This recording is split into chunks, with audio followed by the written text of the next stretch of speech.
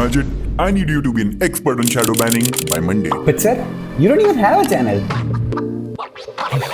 I need to finish this up fast. So I researched endlessly to make this the last video you will ever need to watch over shadow banning. After this, you will never fear this flat line. As a small channel, we are bound to get a little paranoid. What if I get shadow banned? But in my research, I found these 4 shocking truths.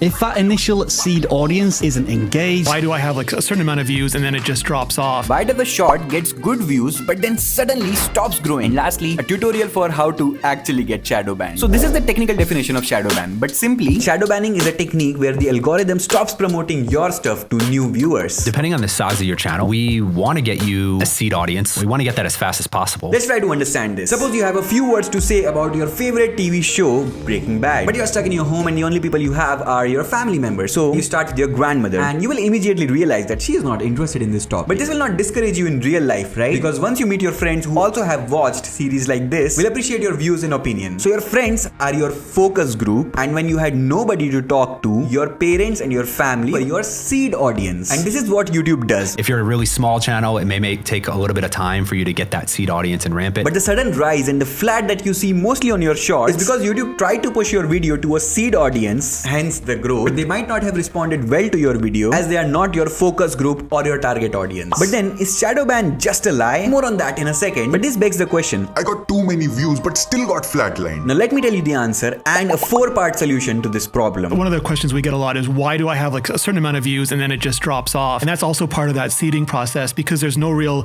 concept of impressions in a feed. Views is the way of YouTube algorithm to understand whether your seed audience likes your video and are they your focus group. You can actually help the algorithm to find your focus audience quicker. Remember, imitate then innovate. Match the idea, hook, editing, colors and styles of the creator which are doing good in your niche. In your YouTube analytics, you will find when your audience is the most active. The audience is most active when the bar is bright. You need to upload before that bright time.